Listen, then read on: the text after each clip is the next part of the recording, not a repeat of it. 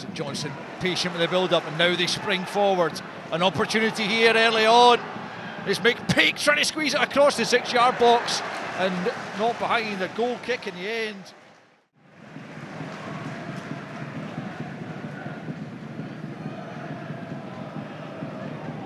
That's McPeak stealing possession, and a good save from Munn. Well, two really good openings early on. He's given away more than 10 years following him there, but didn't look that way as Benedictus made the block. St Johnstone continuing to knock on the Dunfermline door. Can they break it down here? Munn again in the way. Still not clear. Forrester gets it back in. Fotheringham trying to work the opening. Well, how St Johnstone haven't scored in this opening 12.5 minutes is almost unfathomable. The disappointment, I'm sure, for Simo Valakari was that it drops to Jack Baird, the centre half, that one. And that was a real chance. McPeak, he's really lively. Championship Player of the Month, bringing another decent save out of Mason Munn. This season, St Johnstone, their only defeat of any kind coming in extra time against Motherwell in the League Cup. Svedberg sends it in once more. It's Diabate that met it. Glances it wide. It's one of the few occasions where they've actually been able to get a turnover. Dunfermline, St Johnstone have moved it so quickly and done it very well that there's been very few occasions where Dunfermline have been able to get touch tight and affect the game.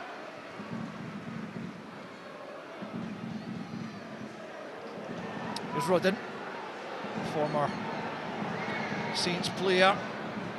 Cáceres tries to turn it back into him. They'll come for the Peruvian once more. Rudden gets up there.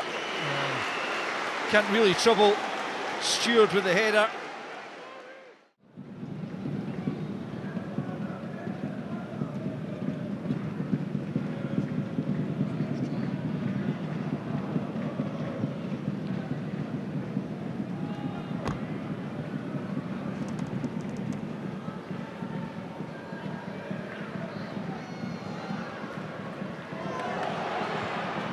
It's an ambitious effort, and it's not really going to trouble Stewart.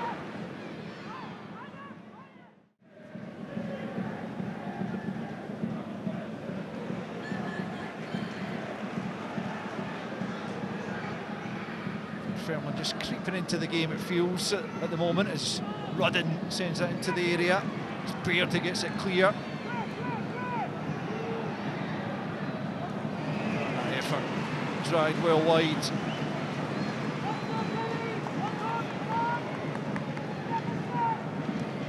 Well, I think you're absolutely spot on, Al. Just seem to have weathered that initial storm and they're working their way into it. I'm sure Neil Lennon will be far happier in the last couple of minutes. He's maybe putting one or two of those little snooze packets back. He's calmed himself down after a frantic opening phase.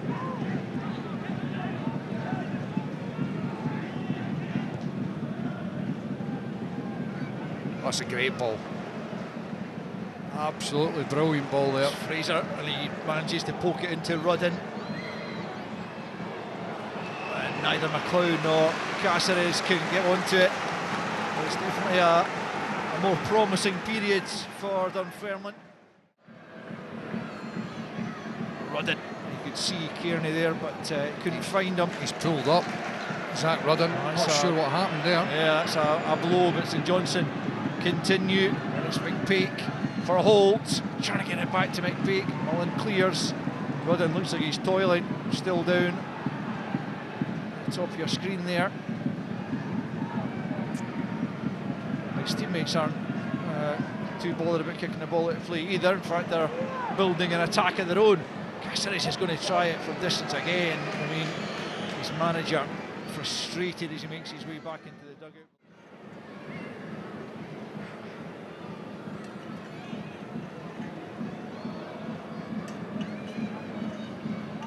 Diabate to Svedberg, but he's been caught in possession. Cáceres wanted a runner. and then just tried to bend it goalwards and struck it off Diabate, but a bit of sympathy with him because he looked to his right as if he wanted someone going by him.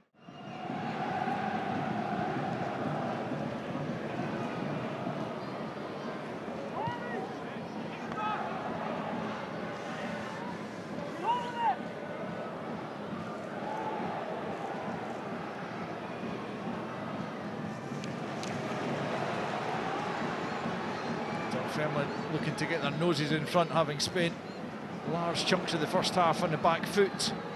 It could come here, and it did come for McLeod, and it breaks back and ends up well over the top after Ahmad's initial effort.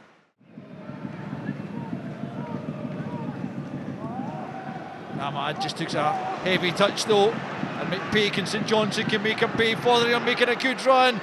Just a slightly slower ball than he needed though, and it allows Dunfermline to get back and make the challenge and behind for a corner. But if McPake had just put a little more in the pass, it would have been perfect. But it's a great recovery wrong from Otto. You look at the distance that he has to cover to get back in here at the top. He's busting a gut. Really good defensive work, but I think you're right as well. If he plays that perhaps just a yard in front of Fotheringham, he can step onto it and hit it first time. Doesn't need to take the touch. And one forced to push it behind again. Highly animated. Still well in this game, but looking to keep St Johnstone out as half-time approaches. Well, I know it's 0-0 as half-time approaches, but it's been an end-to-end game. It's been very entertaining. I've enjoyed it, Al.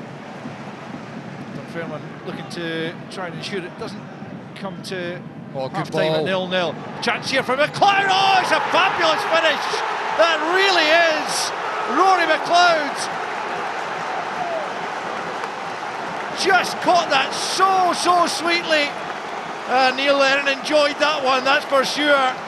Almost as much as Rory McLeod did, as he smashed it past Stewart.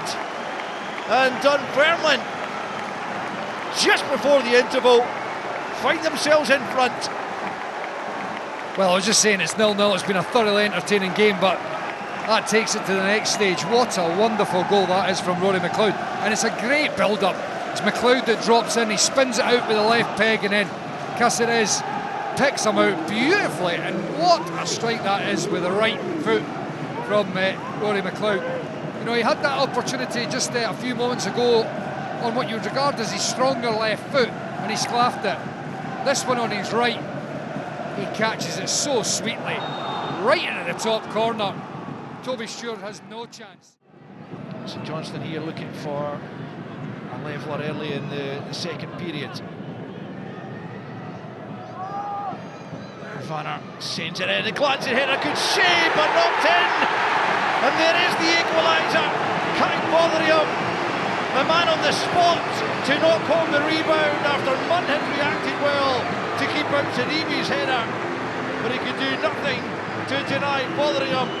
St Johnstone back in level terms. Well, I think Mason Munn could quite rightly look at his defence and say he needs some support.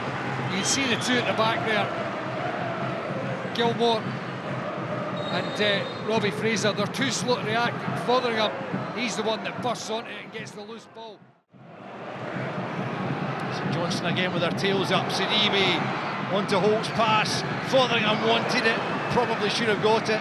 Sidibe fancied a crack at goal himself. Yeah, but what a block from the captain, Benedictus again. Here's McPake, lines one up, Munn saves, Holt on the rebound, offside flag is up. What a game, what a game. That man Josh McPake has been kept at bay from Munn again. I was saying before the game, Dunfermline's season is just ticking along quite nicely, but if they were able to get a victory here, it really would ignite things. As for St Johnstone, sitting pretty at the top of the table. Perhaps a draw's not the worst result. Cáceres leaves it, Fraser, well, he got hold of the shot well enough, just wildly off target.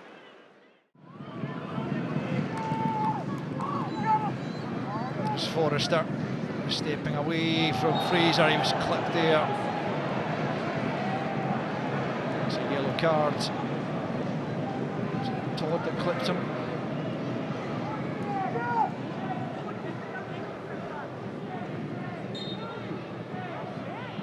Clumsy, but I think he actually knew what he was doing there as well.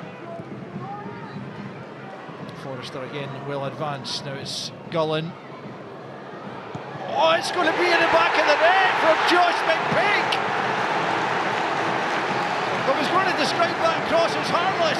It turned out to be very much the opposite, as Josh McPeak slides in from a narrow angle to give St Johnstone a lead late on in this one, and perhaps clinch all 3 points. Well, you've got to say, it ends up being quite a bizarre goal. It's a good finish from McPeak, you've got to say that first of all, but it's not the best cross from Jamie Gullen. You're thinking easy, goalkeepers in no man's land, and it's a good finish from McPeak, but I did wonder whether Jamie Gullen could have slipped it back in for Forrester. He puts in a big loopy cross that you're thinking the goalkeeper's got it under control, but he doesn't, and McPeak comes up with a big moment. Josh McPeak makes his way round the park, having made way for Sven Sprangler as St Johnstone just looked to shore things up and see this one out.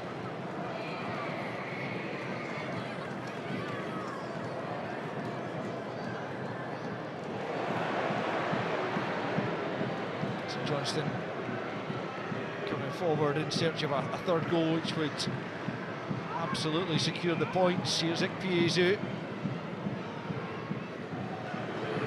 Back with Forrester. He was looking for the top corner there, doesn't find it. Andy Todd, last weekend's hero for Dunfermline. Can he prove to be that once more? Oh, so unlucky. That's a brilliant save. It comes back across goal. You don't get much closer than that. Oh! Comes back in again. And the keeper, Toby Stewart, having barely been involved all evening, comes up with 2 big saves to deny that young man. I can't believe this is not going in the back of the net. I'm pretty sure Stewart gets a touch on the first one as well. And then somehow Todd digs this one out. Oh, action right to the end. And still a bit more as the header comes in. Stewart's there to keep it out. Wow! There's the final whistle. What an ending! What an ending here at McDermott Park as the St Johnstone bandwagon rolls on. But Neil Lennon's Dunfermline gave so much, and only that man, Toby Stewart, with 3 top saves inside 60 seconds. The final 60 seconds denied them a point. The celebrations at the end with the goalkeeper tell you the story of the final knockings of this game. A game that was enthralling from start to finish. Dunfermline holding St Johnstone out in the early stages, going in front themselves with a fabulous Rory McLeod finish before St Johnstone showed exactly why they are title favourites by turning it around. Fotheringham scoring on the rebound from a Sidibe header before Josh McPeak, the man of the moment, the man of the match, grabbed the winning goal from a tight angle. But it did require another big moment from Toby Stewart in the St Johnstone goal to keep Dunfermline out, not once, not twice, but 3 times in the closing seconds, to ensure all 3 points stay at McDermott Park. We're at the end of a fascinating game in the Championship once more. It finished St Johnstone 2, Dunfermline Athletic 1.